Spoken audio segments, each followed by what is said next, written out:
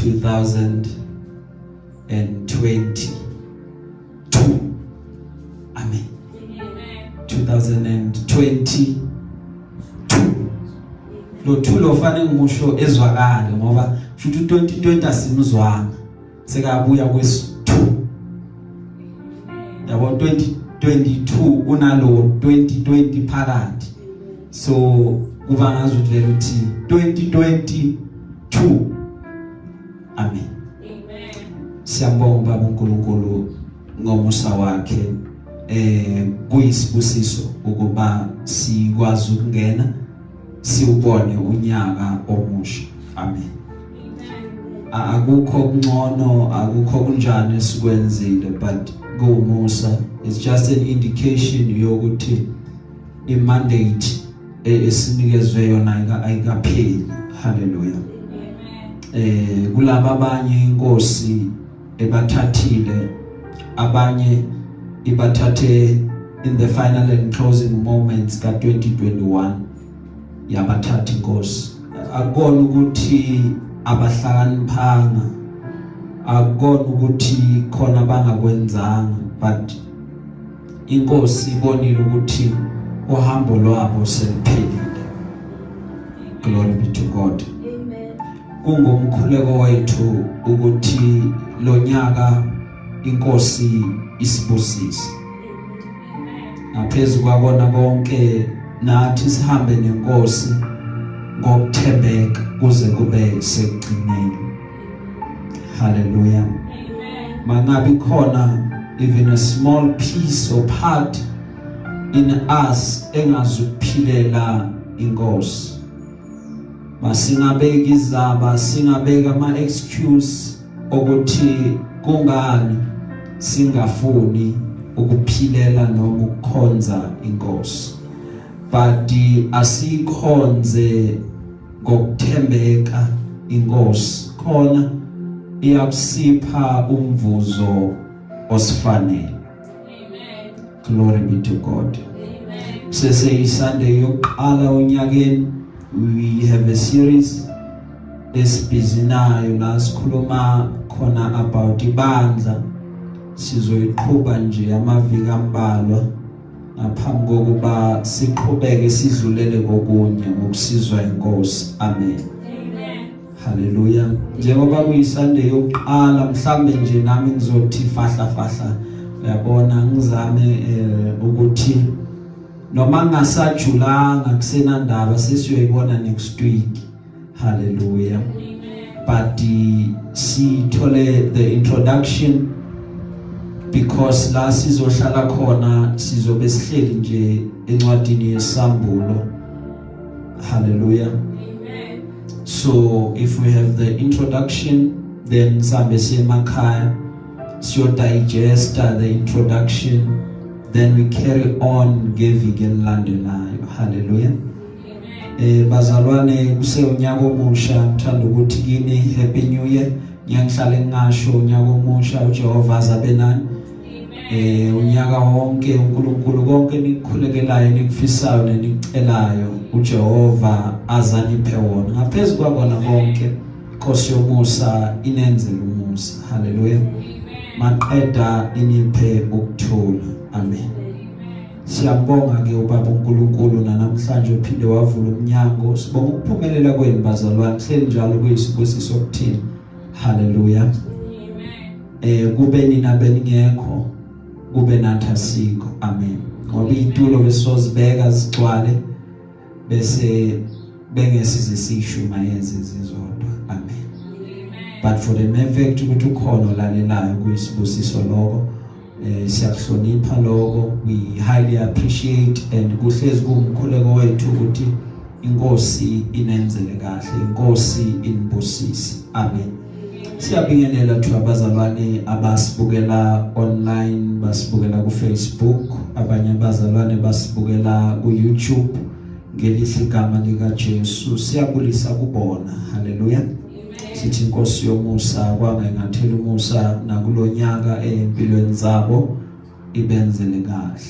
Nabazalwane futhi abasilalelayo basilalela via ama audio esiwathumela ku WhatsApp basilalela kuma podcast yonke indawo la ama podcast afinyelela khona sikhona nje bazalwane ngake ngasho ukuthi uma ufuna uvele nje uye lapha ku Google search SN Motor uzosithola yonke indawo siyazama ukuthi sibe baningi sambise ivangeli lenkosi amen siyabulisa kubona kakhulu namhlanje I want us to look at iletter incwadi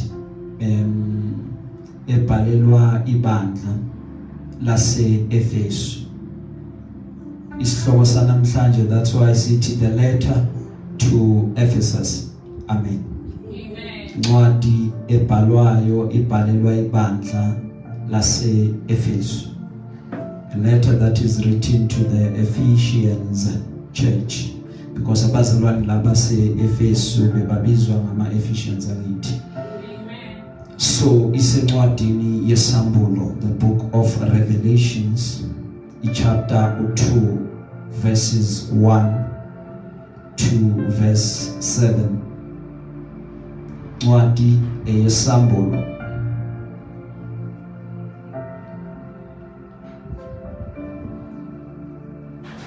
the book of Revelations chapter 2 verses 1 to verse 7 glory be to God amen angazi bazalwane ukhona mhlawumbe oyiphethe ngesilungu ongasifundela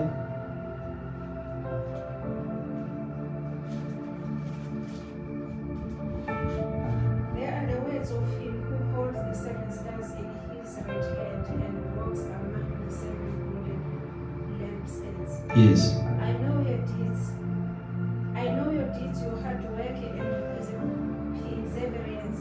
I know that you cannot tolerate wicked men, that you have tasted those who claim to be apostles but are not, and have found them false. You have persevered and have endured hardships for my name and have no glory.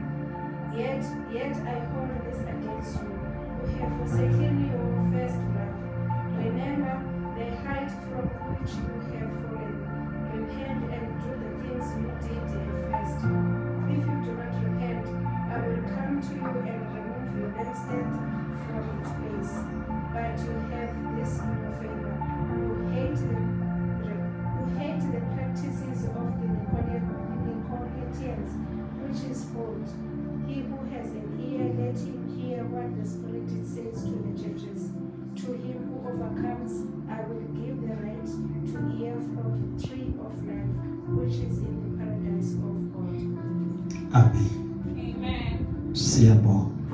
Amen bazalwane. Amen. Nesizulu ifundana lendlela.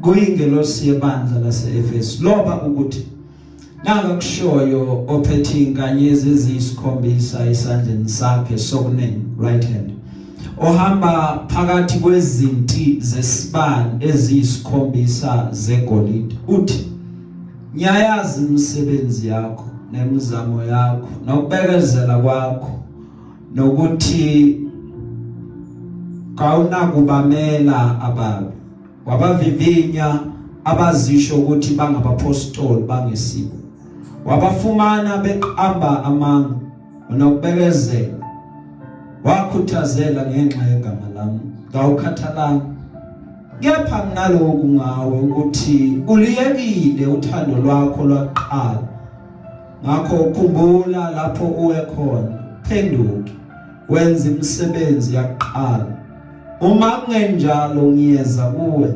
ngimsuse uthi lwesibani sakhe endaweni yakhe uma ungaphenduki kepha unalokhu ukuthi uyayizonda imisebenzi yamaNikolawo engiyizondayo nami onendlebe makezwe lokho akushoyo umoya emabandleni onqobayo ngiyakumnika ukuba adle kuwo umuthi wokuphila oseparadesi likaNkulunkulu.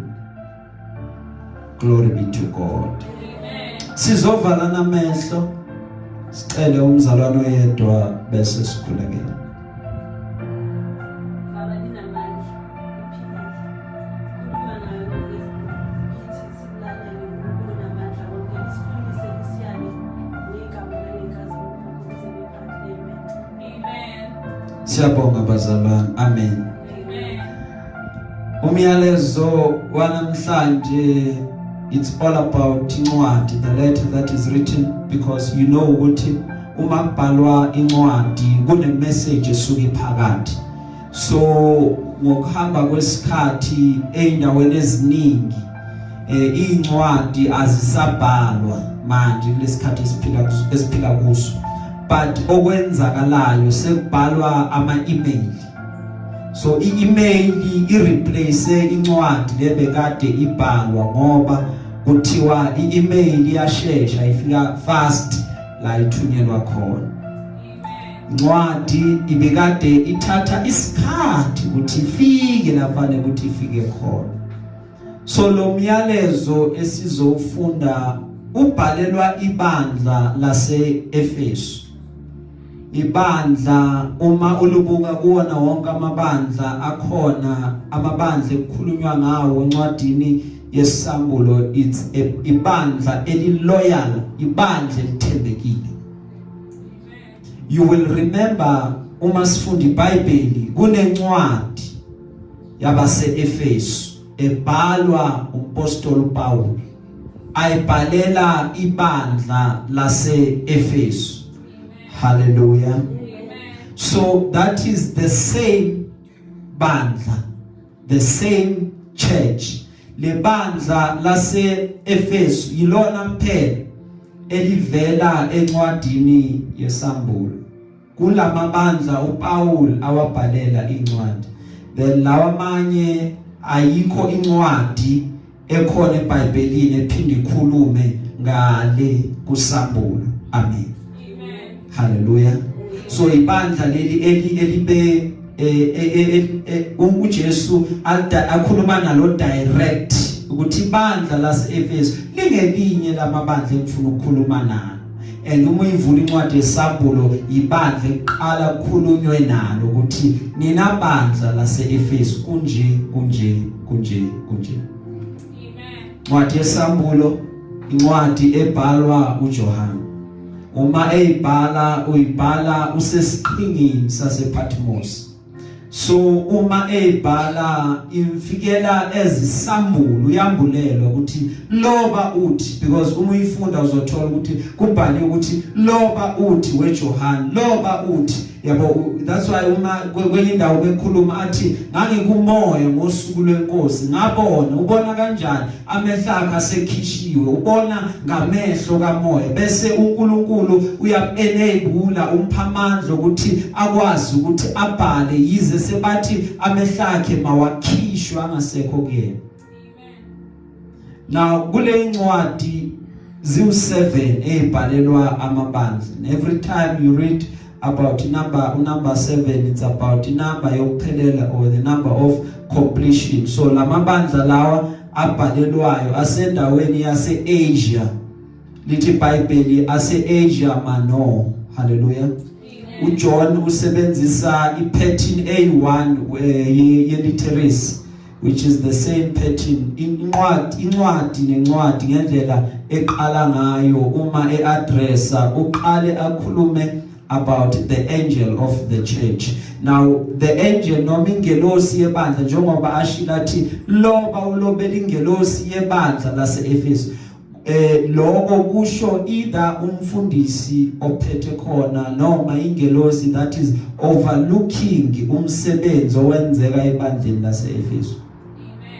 Glory be to God. So uma iqala about ukukhuluma about the angel of the place or the angel of the house, which in this case ungasho ukuthi umfundisi noma umphathi walelo bandla osuke akuleyo ndawo ukuthi la uma ivula lencwadi iqala iaddress yena direct. Maqeda bese ilandelwa ukuthi kuvezwe uKristu. UKristu uvezwa as the center or the central focus yaleyo ncwadi. incwadi le njengoba siqeda ukuyifunda la ukuthi kuyo ingelosi yebandla lase-Efesu lobo ukuthi nanga kushoyo phethe inkanyezi lo okukhulumayo lapho ubani uJesu. So lapho sekukhuluma yena, and then yena he takes the central point or central focus ukuthi naka azokwenza. Because mawufunda uqhubeka kula akhuluma khona ukuthi okay mina nake ngizokwenza uma nina ningenzi lokho sekukhuluma abantu uJesu. uJesu ngubani? Ungumnikazi webandla. Glory be to God. Ungumkhonyana wewundlu. Le bandla leli esikhuluma ngalo ever since iqalile. When you talk about the church, you cannot talk about the church maqeda bese uKristu asimfaki. He is not part of equation lesikhuluma ngayo, but uhlala njalo ayi part ye equation ngoba ibandla limele ukuthi limphakamise uKristu. Limele ukuba limdumise kukona konke likwenzayo. Kufanele ukuthi lihlale njalo likhumbula ukuthi sinomyeni wethu thina siyini, siumakoti, siyibandla la kaKristu, siyini thina, siumzimba kaKristu, sinomyeni wethu. Somyeni wethu njalo kufanele ukuthi simbambele lapha phezulu. He should always be in the place of honor and the place of esteem. How do we show ukuthi siyamhonorisha, siyamhlonipha? By indlela thina siyiconductor noma siyiphatha ngayo njengebandla. Because kukona konke he is the central focus yayona yonke into esiyenzayo. Ngoba lapho ubese uchaza istate sebandla kuleyo ndawo ukuthi ibandla likulesi simo. Because you need to know and understand ukuthi ibandla esikule esihlanganyela kulo likusiphi isimo, what kind of a state are we in. Because lama state ayahluka. Umuntu mehambe yongena esibhedlela admit kube hospital case admit ama state akhe ayahluka. Khona balele kukhoma, khona bangene la kule ward la kufikela khona abantu casualty. Angithi khona ba critical abangekho kukhoma, bathi critical but stable. Uxhunywe nje emission but akekho kukhoma. Because the states are different. Noma ungafika ubona namhlanje uvuke namhlanje ubangcono ubanjani, istate siyahluka. So you need to know the state of the church. Number one, you need to know the state of ibandla ohlanganyela kulo ukuthi thina sikusiphi state njengebandla. Number two, you need to know the state of ibandla globally ukuthi emhlabeni wonke ibandla liku one state. Amen. Njengomntwana kaNkulunkulu. Then umeqeda ukuthi achaze the state sebandla unikeza iadvice or ijudgment, because uyonamandla to pass ijudgment. Lithe iBhayibheli wafika njengemva ngithi, wafika eqaleni njengomsindisa ngithi, but uma sebuya uzobuya njengomahluleli. So la umicala nje incwadi yeRevelations kula anikeza that taste ukuthi uma sengahlulela ngiyobe ngenzani, because ijudgment noma ukwahlulela uma qala yoqala ebandleni lakababa uNkulunkulu. Glory be to God. Laba bangakholwa baze bayofa, ukwahlulelwa kuyogcina kubona, but ukwahlulelwa kithi yoqala kuthina, because thina savuma ukuthi siyayamkela imfihlo yombuso kaNkulunkulu. So ukwahlulelwa uNkulunkulu uma ekhuluma ngako, uma sekufika kuthina sekahlele esihlalweni sakhe sokwahlulela, uyobe aqala ngebandla lakhe. That's why bese kuvela le part la uJesu athi khona ababaningi akubona bonke abathi inkosi inkosi abayawubona umbuso wezulu. Ngoba baningi phela abathi inkosi inkosi but akubona bonke abayongena. Amen. Amen. So upasa the judgment or the advice ayinikezayo, and then maqeda anikeze isithembiso sokuthi uma ulandela lo engushoyo nako yokuthola. Because always for everything umuntu ayenzayo there is a reward. Njalo umuntu umenza noma ungenza into ukuthi abantu abangiboni, but okubalulekile ukuthi reward ikhona. Amen. Maqeda bese uKristu azo emphasize ukuthi kufanele ukuba kulandelwe lokumoya akushoyo. Kunikezwe umoya ongcwele the full attention without wavering, without looking to the left or to the right, but full focus to lokumoya ongcwele akushoyo emabandleni. Amen. Amen. So lama letters o 7 abantu bavamisile ukuthi bawahlukanise. Uma bewahlukanisa bawenza ama message abe u7 ahlukile. And kokunye bawenza ukuthi abe inhlobo eziwu7 zabantu. Ukuthi emabandleni ethu uma sihlanganyele nalolu hlobo lwabantu. Kula uzobona khona ebandleni sinalolu hlobo bawu7 mabaphelela abantu abasenkonzweni. Ungayihamba zonke uyiqeda umhlaba wonke abantu abakhona enkonzweni bawu7. And kuumthandazo wami ukuthi nawe uyithole ukuthi wena ukuphi. Hallelujah. Amen. Uyazwa la ngithe kwemaqala this is the loyal church. Ibandla elithembekile. Khona abazalwana abathembekile. Khona abanye nje vela abangathembekanga. Amen. Nababa ngathembekanga kuneze nje isibone esincane nje ngaphambi kokuba siqhubeke. Ubabona nini? Ubabona ngesikhathi sokunikela. Amen. Umuntu uyavuma yabo mangalalelisisa kahle indaba zabantu mabaxoxe ngoba nabantu ngokuxoxela umlaleli. Utshelwa uyi. Hayi enxe kuzothi makulunga yonke into ibe right. Ngiyazi vele ukuthi umnikelo weshumi uzokhipha. Ngiyavuma ngithi okay. Awukhiphe inyanganyana ukhiphe kuye bese kahluleka. So lapho kuba kabili. It's either uzoze enkonzweni or uzolova. Makaqala kube ngazi utathi wena uboni. And if alovile ngemali yomnikela leviki. Kule viki elandelayo ayibuyise idabula. Sabuyisa leya njengokuqhubeka. Umevamisile ukuthanikele ngama 10 rand next week 10. Akathi last week bengekho ngipha 20. So that is a sign yokuthi kuye apart from me mina ngazifaka. But kuye kukhona ukuthi angathembeki.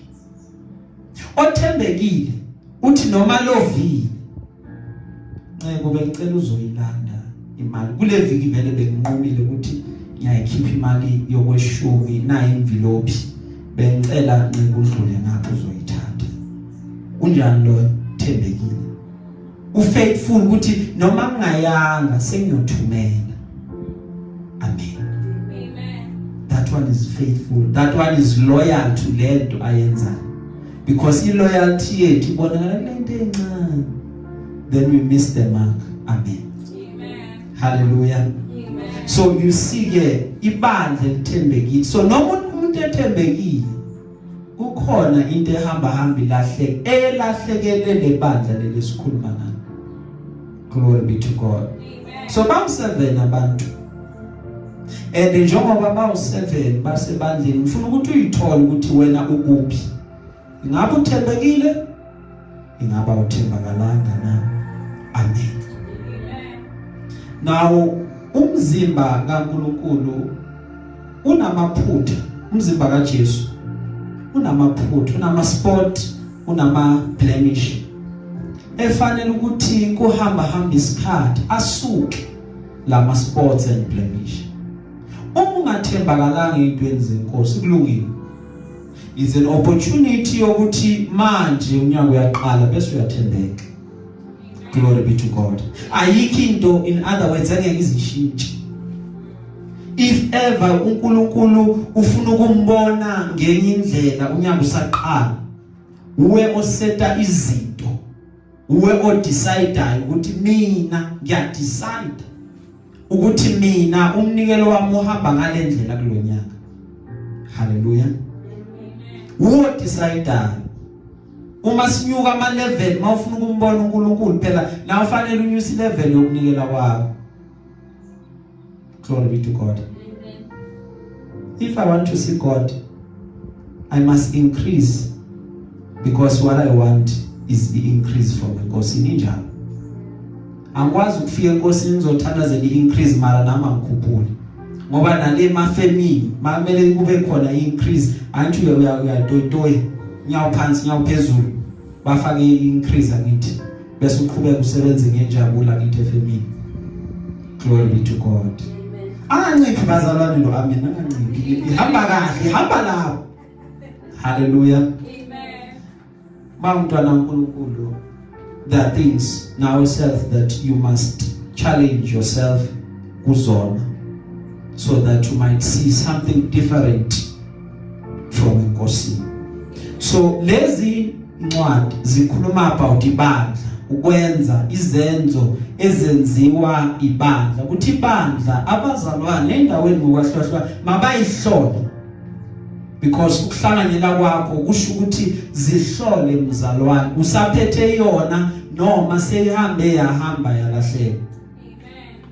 Laba bazalwane lithi iBhayibheli bebakade bahamba nomprofeti. Uma behamba nomprofeti bayogawula imithi.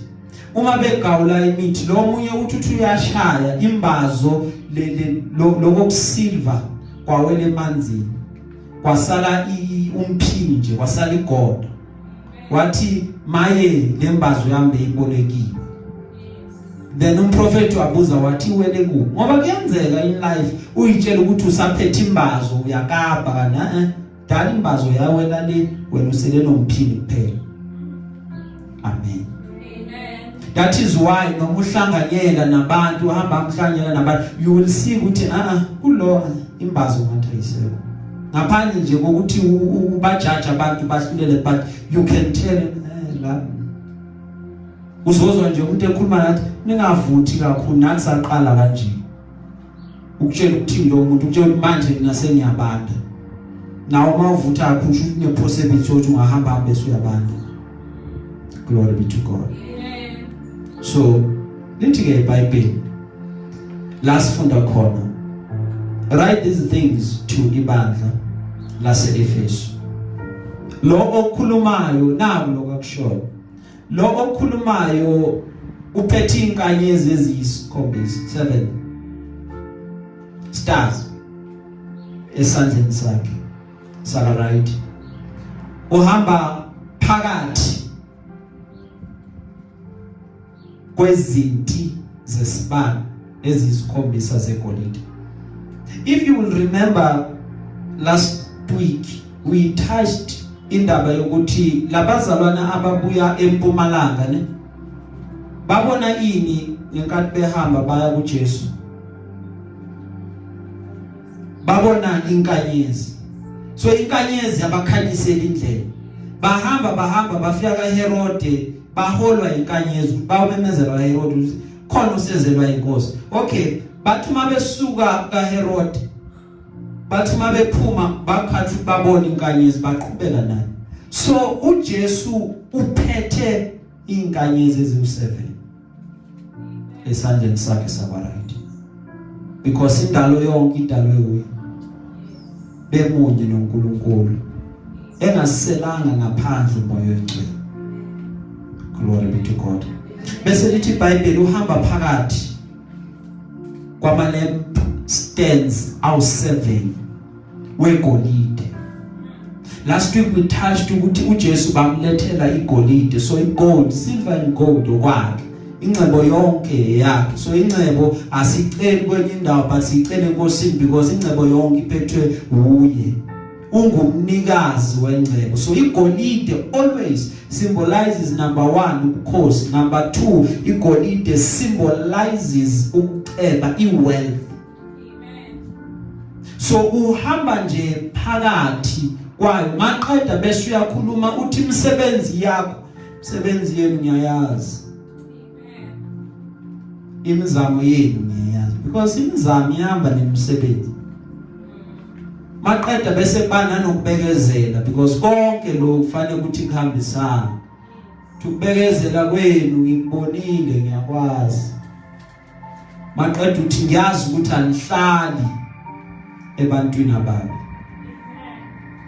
anizwani nabantu abangalungile because kuyokusiza njengomntana kaNkulunkulu ngoba ukuhlanganyela nababi lishilo izwi lenkosi lathi konakalisa ukuyiphatha okuhle kuyokusiza ukuba ungahlanganyeli nababi khona ukuphatheka kuyiphatha kwakho okuhle kuyohlala kunjalo because injongo ukuthi uvele without spot without blemish njengomakoti wewunda lithi iBhayibheli lengelosi yebandla noma labazalwane bavivinya batest labantu abayibiza ngabapostoli then bathola ukuthi abasiba abapostoli abashawa isurprise uma kuvela ama false prophets but they test ukuthi uthe uNkulunkulu laba niyobazi ngangeyithelo so mababona izithelo zingekho izithelo zinga correspond then kuba nento ethi cha abasiba bombuso la.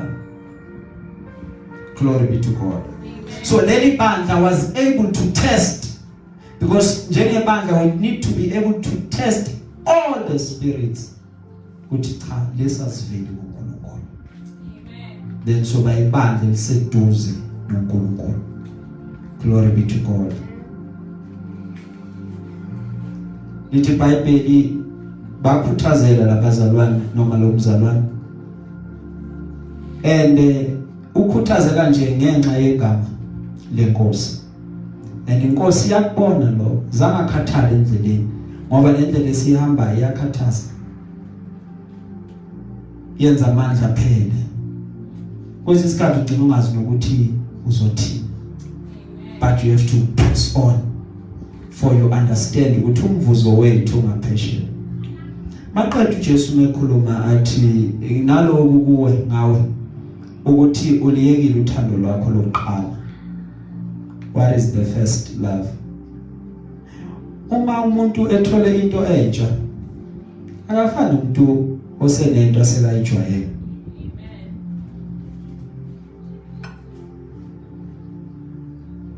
Mabantu beshada baye bathi yabo manje uthando lusepinki. Omunye uthisha wayemfundisa isiZulu wake wasixoxela wathi kithi yabona manisepinki uthando uthi mawubuza uthi yini le yalavi athi malavi goat my darling kuye bese kuyaguquka lisabi pinki seliba enye ikhala uyibuzise same question yini le yasithando sami athi imbuzi kanti awuyiboni ukuthi imbuzi ngoba uthando selihambe lahamba laguquka. In other words indlela abantu abaresponda ngayo entweni abaqeda ukuyithola iyayingafani nendlela abaresponda ngayo entweni asebayijwayele seyihlala isikhathi eside. It comes to a point yokuthi abantu baye bakholwe uNkulunkulu kepha kuye maqeda bese bayaliyeka uthando lwabo lokuqala ngoba kusanokwenzeka bahamba bakhathala kusanokwenzeka kunezinto bahamba bayibone ebudeni bendlela then but decide ukuthi we cannot carry on ngalendlela and lokho kwabenza ukuba bagcine bayekile uthando lwabo lwasekuqaleni. That is why nalabo abakhulekayo indlela sebakhuleka ngayo kokunye uyabona ukuthi chabo sekaliyekile uthando lokuqala mhlambe kufika inkathazo nenkinga zamenza ukuthi wake wachifta kancane wathi hayi ngathi umkhuleko wami enkosi nawo sezwakala. I am faithful, I am there, I am present but kuyenzeka ukuthi ulahleke njengale ya coin eyalahleka phakathi endlini yangaphumela ngaphandle. Thando lokuqala abantu bayalikhohlwa. Uma attenda inkonzo attenda ngama conditions namhlanje angizizwa kahle angiyi singabe yabuya futhi khona laba bakhipha izandla wakhipha isandla wathi wezwa kuyabanda uyasibisela ngiyalala abanye njengoba imvula ina so njobe ina kamnandi adaliyana athi khethini hayi le yavali abuye nayo lala ingubo imvula yokuthoko ke imvula yokulala lala. Hallelujah. Amen. Because why? That person has forsaken the first love. And lolu thando lihlukaniseke kabili. uthanda inkosi okokuqala, number 2 uthanda abantu. Uma uthanda inkosi kumele kuba uthande nabantu. Awukwazi ukuthanda inkosi uzonde umfowenu lo mbonayo. Umthanda kanjani uNkulunkulu ungazange umbone? But umuntu oyisidalo sakaNkulunkulu uyombonile, but awunalo uthando lokuthi mangithanda umuntu ngimthande ngingazenzisi ngingampretendeli. And ukumthanda kwakho kusho ukuthi even naseyinkulumeni zakhe awuhambi umhleba, because uyamthanda, awufuni ukumbona imali. Makwenzekile wafika wathola abakhuluma ngayo bathi no yeke ndenda sihleli ngamagama abantu. Why? Because enhlizweni yami nginothando for lo muntu, angifuna aphatheke kabi, angifuna limali. Hallelujah. You have uthando for umuntu oseduze nawe. Manje inkinga yethu kulezi insuku, thando kwabaningi selipholile. Lisho njalo iBhayibheli lithi uthando kwabaningi liyophola ngeinsuku zokugcina. Njengoba uthando lupholile kwabaningi, abantu abazalwane abafunani, abazalwane bayajajana, abazalwane yibona bakhuluma kabi, abezwe babe bathulile, bakhulumana kabi babodwa, bahlebana babodwa, mara bathi bayakholwa, bathandaza inkosi eyodwa, bathi siyamkholwa uNkulunkulu, siyinto yinye, mara bathandana. Landela ukuhlanganyela inkonzo ekuhlanganyelwa ngoba kunobudlelwano obuthile, akusafunwa into kaNkulunkulu, because kahle befanele ukuthi kulalelwe into kaNkulunkulu, ukuthi lo uphethe inhliziyo kaSimakade ake simlale. Kulalelwa ukuthi sinobudlelwane yini. Glory be to God. Noma into ungayezwa ukuthi powerful kangakanani, angeke uzuyivume ngoba ivela kumotha, and umotha awumazi. Uzoyivuma kulo odumile. Iyafana le mawula into eyi1, same message, same everything. Ngizwile kuse mara ngoba ivela kulolo angimazi. Futhi ngathi angimthanda nokumthanda lo muntu wakho. Ngilaleli. Lo udumile ngiyamazi, ngilalela yena, ngilandela yena. Siyibandla lokulandela, siyama follower kakhulu for the sake of igama. Lapho uthando you can then say alukho. Thando lokuqala has been forsaken. Because uma uyingane yakho yethu ufanele ukuthi ibond yethu ivume, even noma uqala ukungizwa namhlanje ukuthi yo uye lo phethe into yasekhaya, yiyo ngiyavuma, ngiyezwa ukuthi kimi kugquma umntwana ngaphakathi, yiyo le ngoba ushumayela uKristu lo wabethelwe esiphambanweni, waqede wavuka efela izono zethu, akafakanga anything, akakhiphanga anything, linjalo nje liphelele ivangeli lesalamkela elingaguqukanga ndawo. But ngoba sinabantu bethu kungalendlela okungani. Glory be to God. Bese kubuye kube kuhlungu ukuthi siqhubeka kanje ngalendlela esesijwayele ukwenza ngayo, with the hope yokuthi nakanjani nanje siyakuyibona inkosi, but asifuna ukulungisa ukuhamba kwethu. Amen. Glory be to God. Amen. Masingaliyeki uthando lwethu lokuqala. Let our love be pure. Njengengane encane, umntwana ukuthanda aqala ukubona, anamathele kuwena.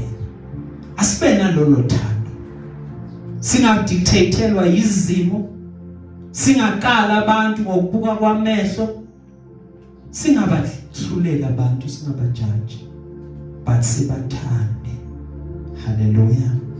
Kungabi khona nokodwa ukwriter off umuntu. Abantu bayahluba ba-writer off, babona ngazo lento yenzayo ayikho.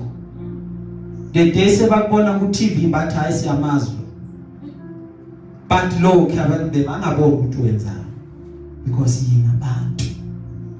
And uNkulunkulu impilo yomuntu angayiguqula in a split second. In other words, ungacabanga ukuthi umuntu uyamazi. Amen. Glory be to God. Lithi iBhayibheli umuntu esekhuluma, phenduka, go back, khumbula la uwe khona. Maqeda bese uyaphenduka, maqeda bese wenza imisebenzi yakho yokuqala yasiqaleni.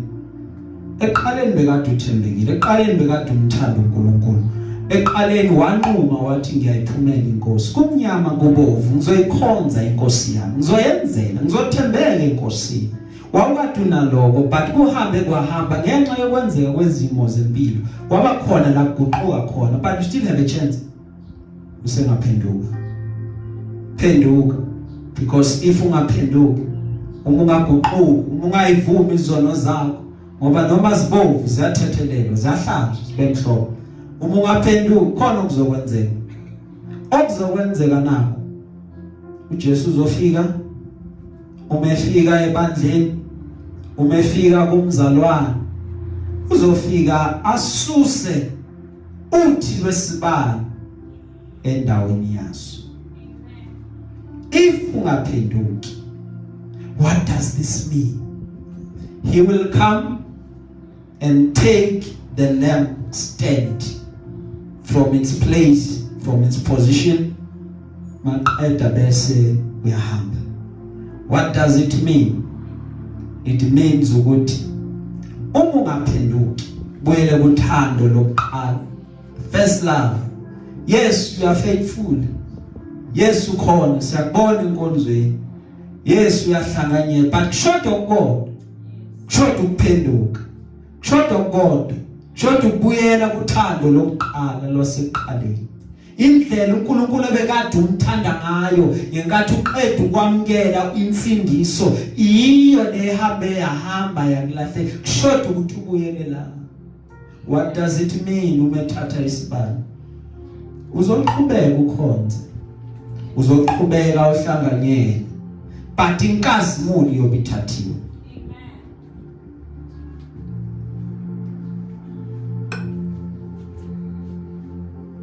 Siyoba yini uma kuthathwe inkazimulo? Siyoba yile bandla elibizwa ngokuthi ikhabhodi, okusho ukuthi inkazimulo kaNkulunkulu ithathiwe. Sizokhonza sihlanganyele, bakhala abantu abanye angeke bakhaliswe ukuba banje umoya, bakhaliswa inkinga zabo nezikathazo ngabe ezicabanga, ngoba nazo azina timing, zifika noma ngayimini. Zifika la uphakathi kwabantu ubone sezehla inyembezi, hayi ukuthi uyabusela, uyakhumbula konja kunale nkinga namhlanje kondisinkwasiko. Bakhala abantu, bangene enkonzweni, bafike baphethwe yinhloko.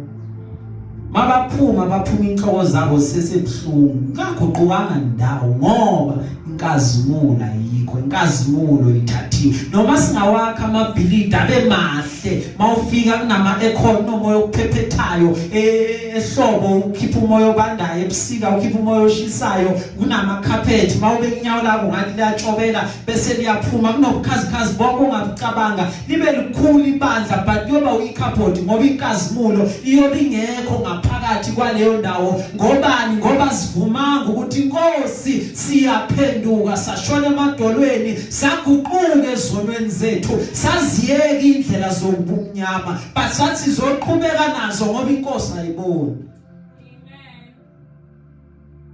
Iyothatha inkazimulo. So lokhu sithandazile sibanga umsindo, but abantu bangaguquki. Abagula baqhubeke nokugula kwabo. Inkinga lokho iqhubeka ngoba inkazimulo ayikho kulendlu. Inkazimulo has been taken away because sifune ukuphila impilo embaxambili. Impilo ethi la ezwini lenkosi ngikhona, impilo ethi nasezweni ngiyatholakala, kanti befane ukuthi siphile impilo ehlukanisiwe ukuthi amanga phezulu kwefence. Ngiyumntwana kaNkulunkulu through and through. Ngiyamkhola uNkulunkulu, whether uDecember, whether uJanuary, whether uJuly, whether uJune, kimi solo ngimile enkosini. Abantu mabengibuka bayambona lo engithi ngiyamrepresenta, ngingakavuli nomlomo ukuthi mina ngiyakholwa. Angandanga ukuthi mina ngiyakholwa, but marizenza asiphambene nalento ayishoyo. Because mawufika endaweni kwezinye indawo noma ungakakhuleki, uma nje ufika ipresence yakho fanele ukuthi amademoni angene ku-attention atatazeni. Atusekhona ukhona ohlukile ongene kule ndawo maqeda bese avela ayiphumela ayibalekele. But once aba uyikhabhodi so bese interview amadimoni. Glory be to God. Amen. Asize simakade. Sibuye lothandweni lwethu lokuqala. Glory be to God. Amen. Ukuze uthi lesibani sikhalela into eyiningi bazalwane uthi ohlabelelayo Nkosi ngicela amafutha ukuze isibani sami sihlale senze njani sivutha so that isibani sami singacishi because kuyinkinga ukucisha kwesibani abakwazi ukubasa umlilo they understand kuyinkinga ukucisha komlilo. Glory be to God. Amen. Utubasile lapha amakhaza khona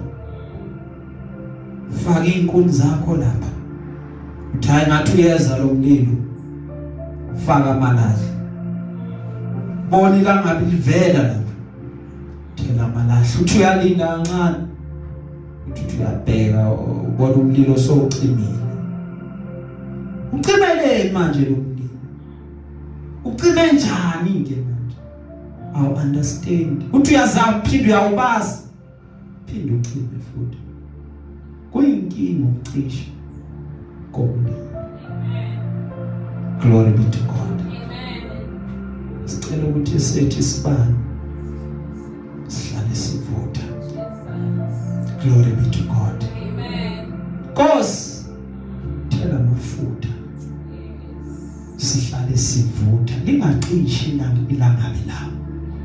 Nkosi ngifuna ukuvutha wena isikhathi siyavuma wena sivume. Wena izimo ziyathandeka wena izimo ayithandeki. Ufuna ukuthi sami sibani size singacishi. Amen. Glory be to God. Amen. Uthi Jesu mekhuluma okuhle ngani ukuthi niyayizonda imisebenzi yamaniko lawo engizondayo nami.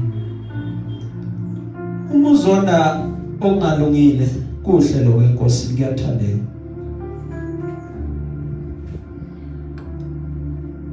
Nenkosi iyakuzonda lokho. Glory be to God. Amen. Nabazalwane uma befika enkonzweni ngoba izinto aziveli ngababa abantwana bayayizonda lezi zimpi but ekhaya abanankinga nazo. Inkosi ayifuni kanjalo. Hallelujah. Amen. Noma bangaphambuka abantwana from ekhaya iba umzalo batshela iqiniso urong angimfuni urong ayekho kusasa ku right whether ngiyakuzala whether kuzala wrong is wrong. Hallelujah. Amen. Omunye bamtshela ukuthi njengoba manje njalo wena makunezinto umntwana wakho uyamkhulumela uhlale right wenza izinto sithatha amaisha wrong awenzile siwaletha kuwe wena lo uyamkhulumela umuntu wakho right awuboni wrong kwakho kulungile but efana ukuthi ukwazi ukuthi uma iqhubeka this pattern ye behavior even from where okuzokwenza kuyokuseka mdala uyoqhasha ummeli ayolungisa amaphutha wenzile ngoba ufuna ukuvuma from asesemncane ukuthi uphambukile. Hallelujah. Amen. Let your wrong be wrong. Let your right be right. Noma umthanda kangakanani. Hallelujah. Amen. Kuyokusiza lokho naye kuyomsiza lokho. Glory be to God. Amen. Uma kunabantu esifuna ukuba basilandele ake sibabonise indlela esihamba ngayo ukuthi kuhanjwa ngale ndlela. Hallelujah.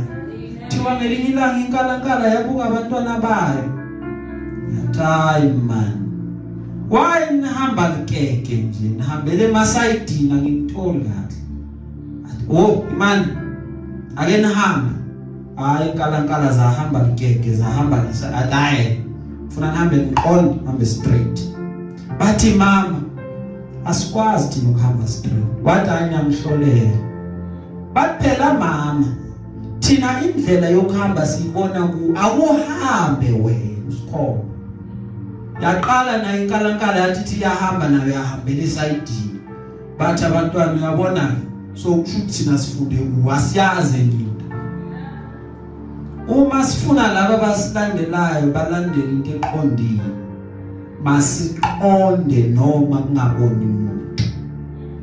Glory be to God.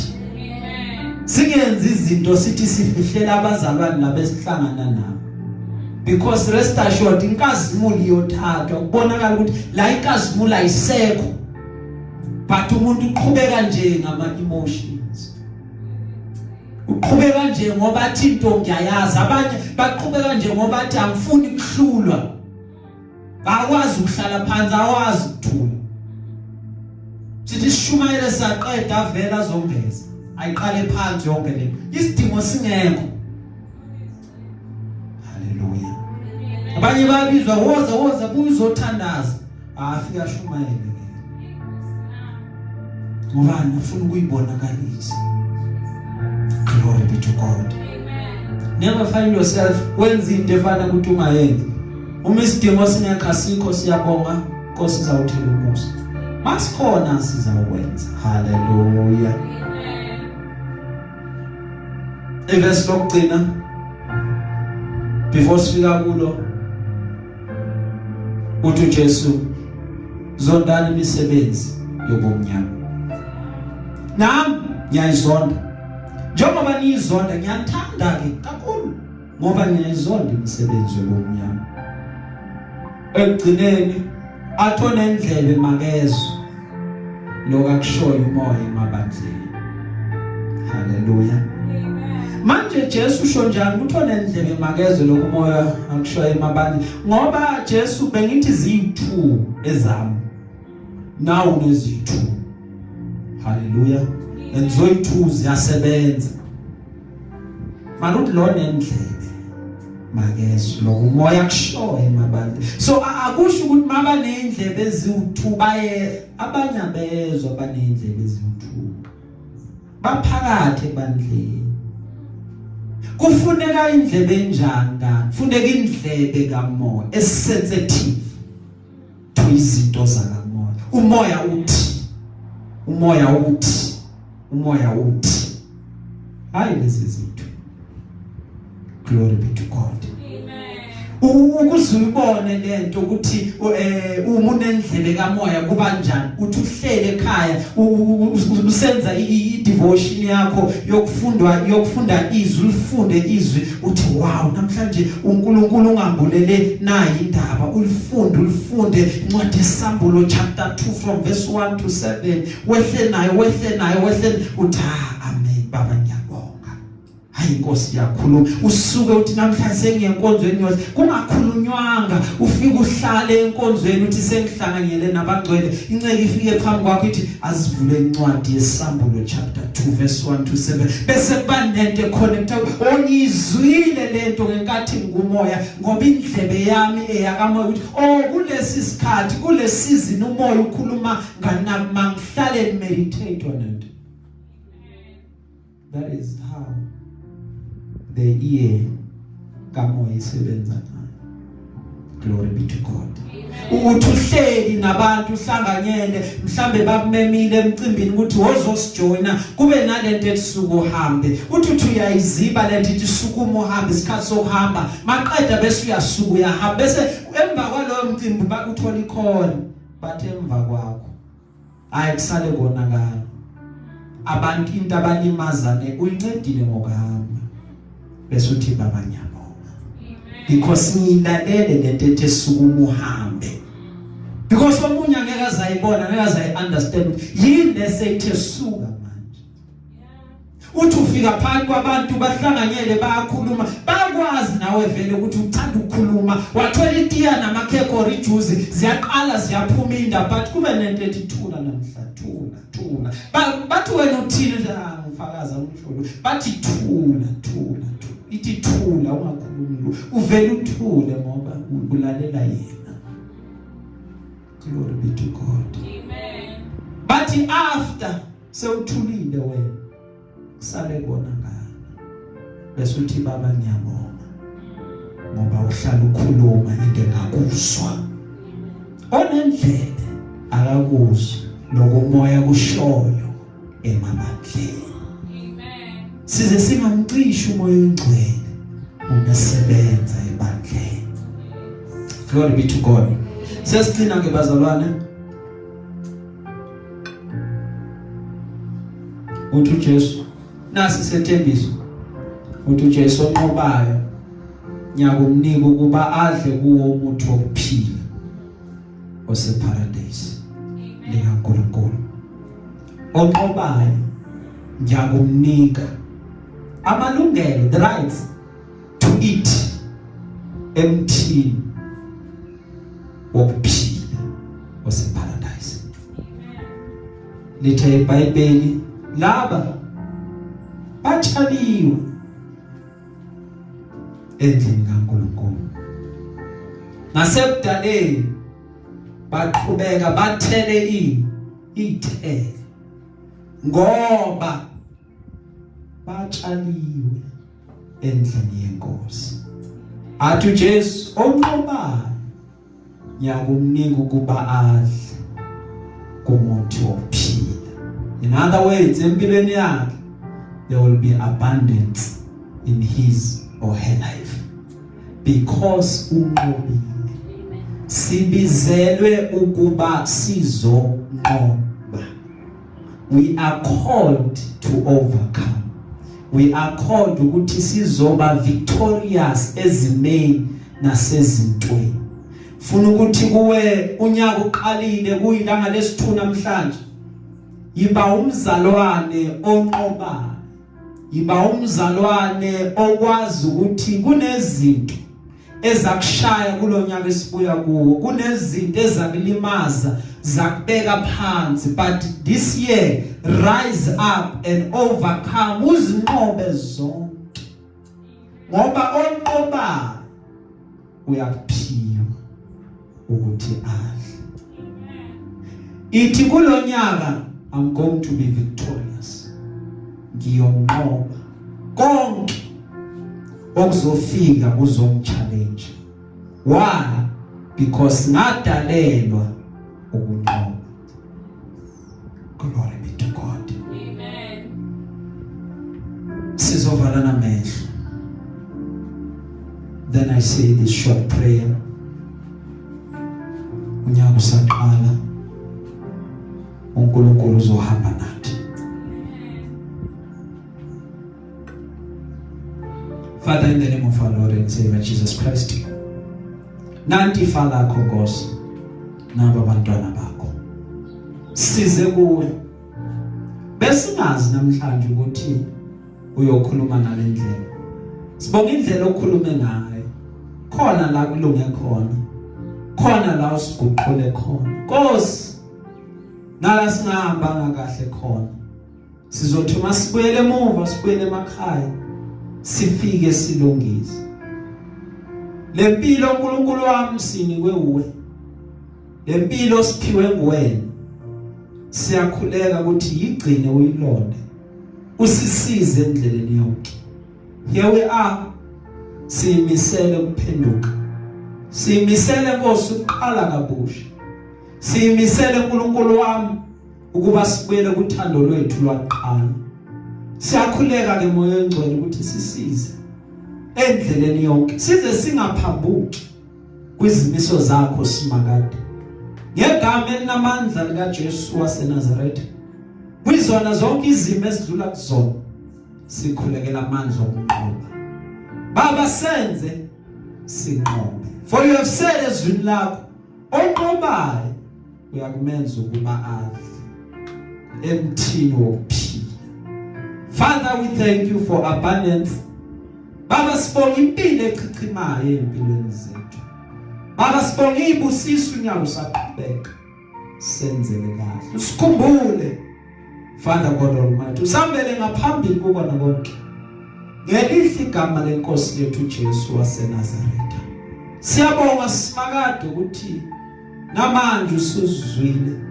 Wena uhlala usizwa njalo uma sikubiza. Yiba nathi ube nemindeni yethu, ube namakhaya ethu, ube nemisebenzi esiyenzayo. Ube neindawo la abantwana bakho bafunda khona ikole abayi-attendayo. Uzube nabo ezindleleni zonke. Sikhulekela nababuyayo abazobuyela emisebenzini. Yiba nabo ulonde ubusise imisebenzi abayenzayo. Ngelihle igama lika Jesu waseNazaretha. We pray for unyaka omuhle, unyaka wempumelelo simakade upon our lives. Ngegama lika Jesu waseNazaretha. Baba, sikhulekela ukuthi konke okwadliwa isikhonyana maqeda bese kuyabuya sekuphinda philiwe. Siyabonga uNkulunkulu wami kwenzekile ngelihle igama lika Jesu Kristu lo inkosi yethu. Sibandla yiba nathi Nkosi, senze sithembeke. Kungabi khona ukungathembeki kuthini. But sihlale njalo uthandweni lwaqala. Khona Nkosi uzohlala usondelene nathi. Ngelihle igama lika Jesu waseNazaretha. Siyabonga, thatha udumo namandla. Ibongo zonke zine zakho. Dumo lonke lokufanele. Mana njalo uNkulunkulu wethu sibusise ngamunye uNkulunkulu wami. Idingo zethu zaziwa nguwe. Meet us at the point of our need. In Jesus' mighty and wonderful name. Kwenzekile siyakholwa ngayo Jesu Kristu lo inkosi yethu. Amen.